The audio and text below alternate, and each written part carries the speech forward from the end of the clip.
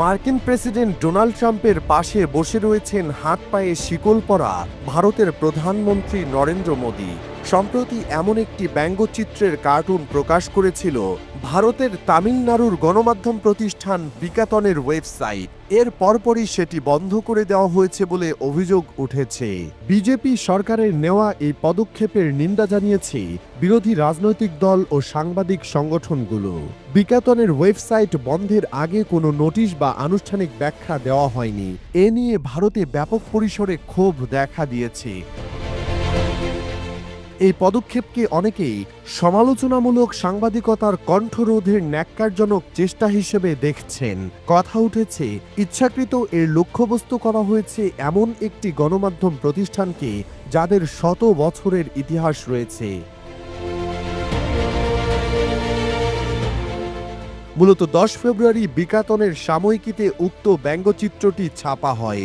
ব্যঙ্গচিত্রটি প্রকাশের তীব্র প্রতিবাদ জানান তামিলনাড়ু রাজ্যের মোদির দল ভারতীয় জনতা পার্টি বিজেপির নেতারা। এর পরপরই বিকাতনের ওয়েবসাইটে ঢোকা যাচ্ছিল না। এই পদক্ষেপের নিন্দা জানিয়ে তামিলনাড়ুর মুখ্যমন্ত্রী এম.কে. স্টালিন বলেছেন, বিকাতন মিডিয়া গ্রুপের বিরুদ্ধে এই পদক্ষেপ গণমাধ্যমের স্বাধীনতা ও গণতন্ত্রের ওপর সরাসরি হামলা।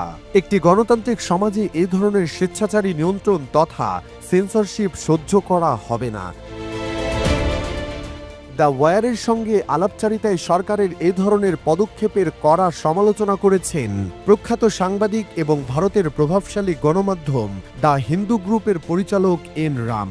তিনি বলেন, তারা যেটা করেছে তা সম্পূর্ণ অবৈধ ও গভীর উদ্বেগজনক। অনেক পাঠক অভিযোগ করেছেন, হঠাৎ করেই তারা বিকাতনের ওয়েবসাইটে ঢুকতে পারছিলেন না। এটা স্পষ্ট যে ওয়েবসাইটে পাঠকদের প্রবেশ বন্ধের পেছনে ছিল কেন্দ্রীয় সরকার। ব্যঙ্গচিত্রটি প্রধানমন্ত্রী মোদির 2 দিনের যুক্তরাষ্ট্র সফর এবং মার্কিন প্রেসিডেন্ট ডোনাল্ড ট্রাম্পের সঙ্গে তার বৈঠকের আগে 10 ফেব্রুয়ারি প্রকাশ করা হয়েছিল। ভারতীয় নাগরিকদের হাত করা ও শিকল পরিয়ে দীর্ঘ ফ্লাইটে সামরিক উড়োজাহাজে করে পাঠানোর মাধ্যমে মার্কিন সরকার যে অমানবিক আচরণ করেছে সে বিষয়ে ভারত সরকার ও প্রধানমন্ত্রীর সন্দেহজনক নীরবতাকে এই ব্যঙ্গচিত্রের মাধ্যমে তুলে ধরা হয়েছে। সম্পাদকীয় মতামত ও ব্যঙ্গাত্মক হিসেবে দেখলে ব্যঙ্গচিত্রটি পুরোপুরি বৈধ সাংবাদিকতা।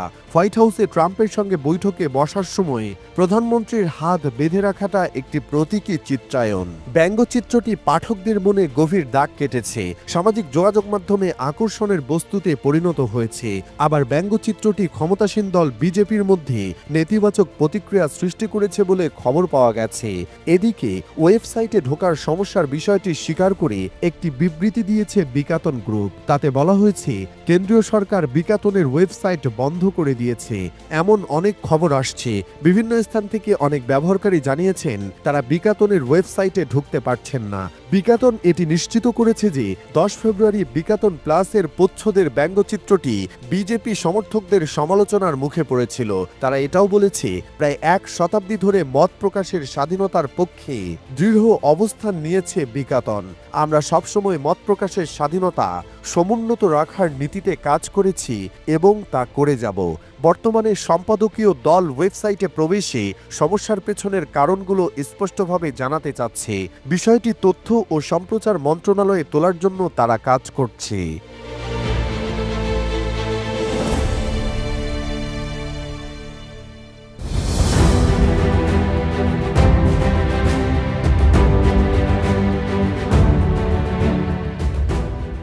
গত 5 আগস্ট ছাত্র জনতার ব্যাপক বিক্ষোভে আওয়ামী লীগ সরকারের পতনের পর থেকে বাংলাদেশ ভারত সম্পর্কে উত্তেজনা বিরাজ করছে।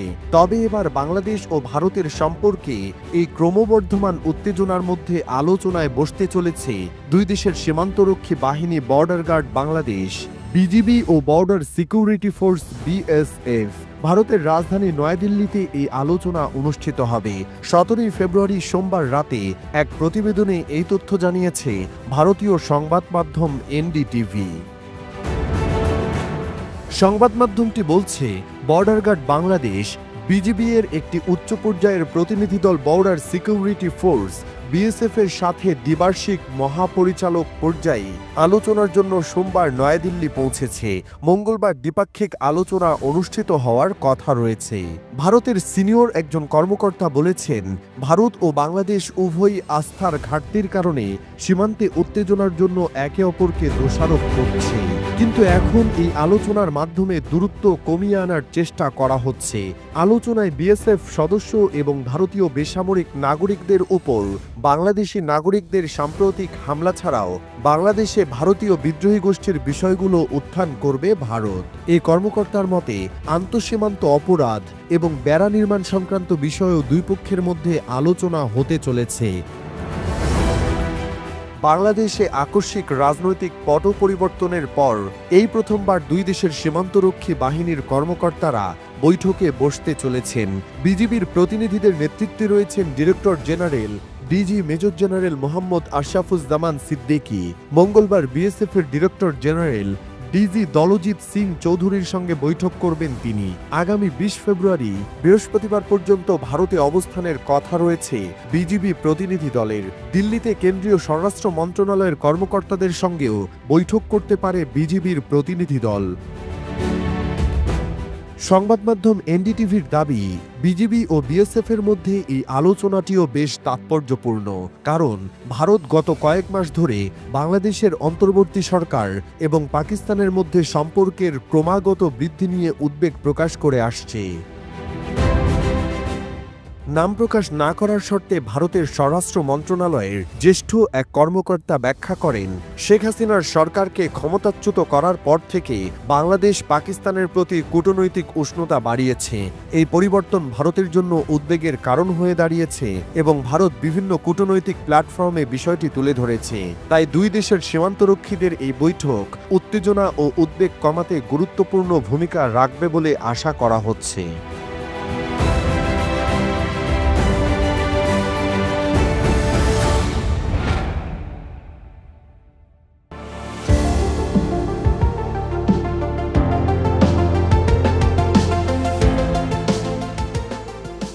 ইউক্রেন ইস্যুতে মার্কিন যুক্তরাষ্ট্রের নতুন প্রেসিডেন্ট ডোনাল্ড ট্রাম্পের নীতির নাটকীয় পরিবর্তনে কিভাবে সাড়া দেওয়া হবে সে বিষয়ে ইউরোপের নেতাদের মধ্যে বিভক্তি দেখা দিয়েছে। ফ্রান্সের রাজধানী প্যারিসে সোমবার অনুষ্ঠিত এ অঞ্চলের নেতাদের অনানুষ্ঠানিক এক শীর্ষ বৈঠকে এ বিভক্তি দেখা দেয়। তবে মতপার্থক্য কাটিয়ে নিজেদের মধ্যে ঐক্য ধরে রাখার প্রাণান্তকর চেষ্টাও চালান তারা। বৈঠকে ফ্রান্স ও যুক্তরাজ্য ইউরোপের নিরাপত্তা নিশ্চিত করার পদক্ষেপ নেওয়ার উপর চাপ দেয়। মূলত ইউরোপের গুরুত্বপূর্ণ নেতারা প্যারিসে একত্রিত হয়েছেন। সোমবারের এক বৈঠকে তারা নিজেদের নিরাপত্তার জন্য একটি কৌশল তৈরি করতে পারেন বলে জানা যায়।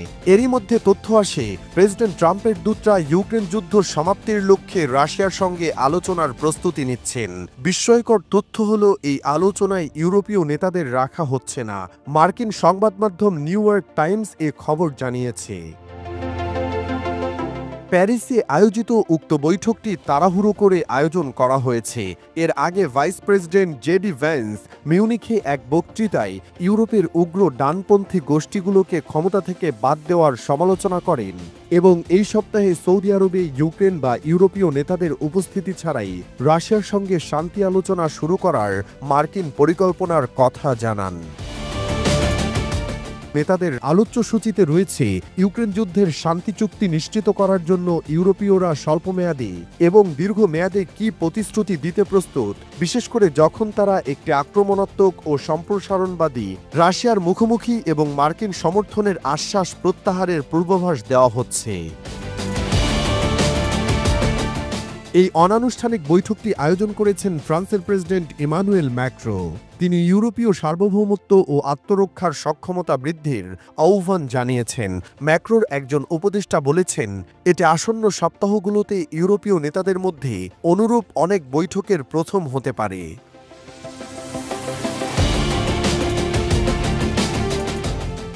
ফরাসি রাজনৈতিক প্রথা অনুযায়ী নাম প্রকাশে অনিচ্ছুক এক উপদেষ্টা রবিবার রাতে বলেছেন, ইউরোপীয়দের আরও বেশি কাজ করতে হবে, আরও ভালো কাজ করতে হবে এবং আমাদের সম্মিলিত নিরাপত্তার দিকে সুসংহতভাবে কাজ করতে হবে। তিনি জানান, নেতারা ইউক্রেনের শান্তিরক্ষা বাহিনীতে ইউরোপীয় অবদানের রূপ কি হতে পারে, যার মধ্যে ইউক্রেনে অস্ত্র সরবরাহ এবং সম্ভাব্য সেনা মোতায়েন অন্তর্ভুক্ত, তা নিয়ে আলোচনা করতে পারেন।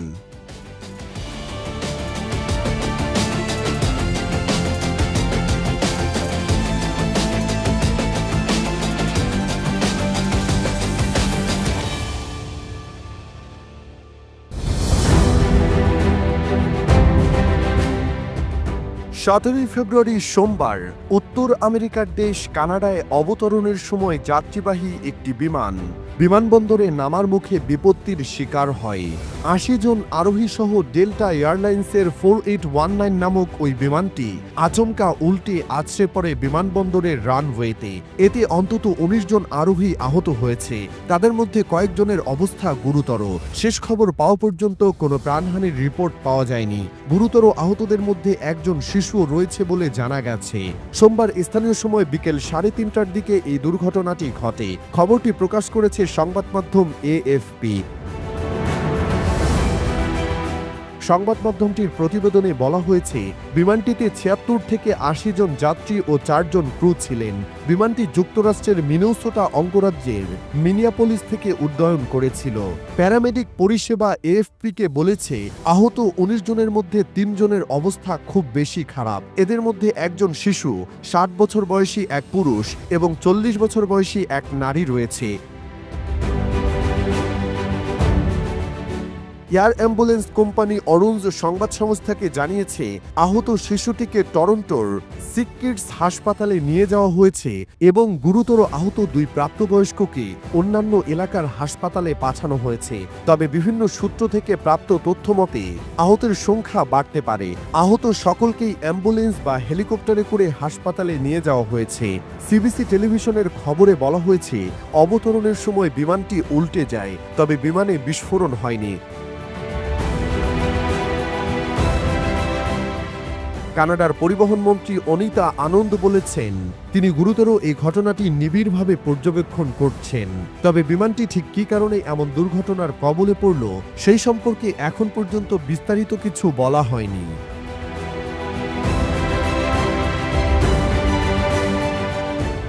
এদিকে দুর্ঘটনার খবরটি ছড়িয়ে পড়ার সাথে সাথে সোশ্যাল মিডিয়ায় দেওয়া এক পোস্টে বিমানবন্দর জানিয়েছে, জরুরি দলগুলো ঘটনাস্থলে আসছে, সমস্ত যাত্রী এবং ক্রুদের খোঁজ নেওয়া হচ্ছে। টরন্টোতে শীতকালীন ঝড়ের মধ্যে প্রবল বাতাস এবং তুষারপাতের ভেতরেই এই ঘটনা ঘটল।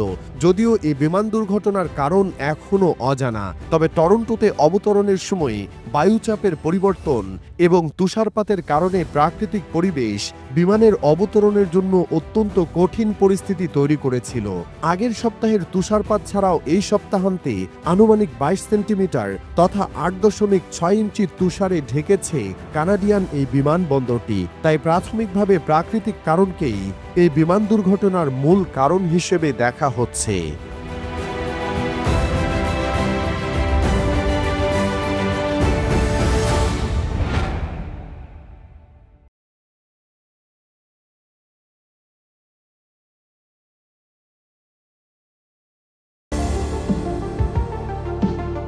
এবার ট্রাম্পের দেশকে প্রকাশ্যে কটাক্ষ করল ইসলামী প্রজাতন্ত্র ইরান।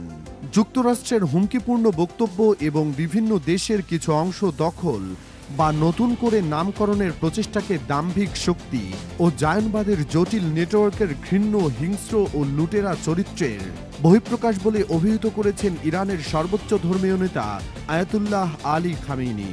১৭ ফেব্রুয়ারি সোমবার তাবরিজের গণজাগরণ বার্ষিকী উপলক্ষে ইরানের পূর্ব আজারবাইজান থেকে আগত হাজার হাজার মানুষের এক সমাবেশে তিনি একথা বলেন। খামেনি বলেন, তারা এই বাস্তবতাটি সহ্য করতে পারে না যে ইরানি জাতি নিজের পায়ে দাঁড়িয়ে এবং শত্রুদের নিপীড়ন ও আগ্রাসনের প্রতিবাদ করে এমন একটি সরকার গঠন করেছে। যা গত ৪৬ বছরে দিন দিন শক্তিশালী হয়ে উঠেছে। ইরানি জাতি নিজের জন্য শত্রু তৈরি করে বলে যেসব বিশ্লেষণ তুলে ধরা হচ্ছে সেগুলোকে ভুল বলে আখ্যায়িত করে খামেনি বলেন, অত্যাচারী আমেরিকার নীতি নির্ধারণী সংস্থাগুলোর ইরান বিরোধী তৎপরতা ও শত্রুতার কারণ আমেরিকা নিপাত যাক এই স্লোগান নয়, বরং এর মূলে রয়েছে এই বাস্তবতা যে ইরান নিজের জনগণের প্রচেষ্টা এবং ত্যাগের মাধ্যমে উপনিবেশবাদী শক্তির বন্দিদশা থেকে বেরিয়ে আসতে সক্ষম হয়েছে এবং তাদের আরোপিত চাপের কাছে নতি স্বীকার করেনি। ইরানের সর্বোচ্চ নেতা বলেছেন, বর্তমানে ইরান হার্ড ওয়ারফেয়ার তথা সামরিক হামলার হুমকি মোকাবেলার সক্ষমতার দিক থেকে অত্যন্ত উচ্চ স্তরে রয়েছে। খামেনি আরও বলেন, ইরানের ইসলামী বিপ্লব আঞ্চলিক দেশগুলোতে এমনকি এই অঞ্চলের বাইরের কিছু জাতির জন্য একটি বিশাল ও অনুপ্রেরণামূলক ভিত্তি হিসেবে নিজেকে টিকিয়ে রাখতে সক্ষম হয়েছে। তিনি বলেন, বিশ্বের উপনিবেশবাদীদের ক্রোধের কারণ হল ইরানি প্রজাতন্ত্র হিসেবে ইরান টিকে থাকার পাশাপাশি দৃঢ়তার সঙ্গে রুখে দাঁড়াতে পেরেছে এবং তাদেরকে শক্তি প্রদর্শন করতে সক্ষম হয়েছে। খামেনি এ সময় সফটওয়্যার হুমকি সম্পর্কে ব্যাখ্যা দিতে গিয়ে বলেন, সফটওয়্যার হুমকির অর্থ জনমতকে ম্যানিপুলেট করা, শত্রুর বিরুদ্ধে অবিচল থাকার ক্ষেত্রে মতবিরোধ ও সন্দেহ সৃষ্টি করা। শত্রুরা এটা করার চেষ্টা করে যাচ্ছে, কিন্তু আল্লাহর রহমতে তারা আজ পর্যন্ত সফল হতে পারেনি। এদিকে ইরান ইসরায়েলি আগ্রাসনের উপযুক্ত জবাব দেবে বলে হুঁশিয়ারি দিয়েছেন ইরানের বিপ্লবী গার্ড বাহিনী আইআরজিসির deputy commander brigadier general Ali Fadavi. সোমবার দেওয়া এক বিবৃতিতে তিনি বলেন, আমাদের ট্রু প্রমিস 3 যথাযথ সময়ে পরিচালিত হবে। ইরান এর আগে ২০২৪ সালের এপ্রিল ও অক্টোবর মাসে ইসরায়েলের বিরুদ্ধে 2টি ক্ষেপণাস্ত্র ও ড্রোন হামলা পরিচালনা করেছিল, যেগুলো ট্রু প্রমিস 1 ও ট্রু প্রমিস 2 নামে পরিচিত। গাজায় চলমান যুদ্ধের প্রসঙ্গে জেনারেল ফাদাভি বলেন, নিজেদের স্বীকারোক্তিতেই দেখা যাচ্ছে জয়নিস্ট নেতারা বলেছেন হামাস বিজয়ী হয়েছে আর তারা পরাজিত।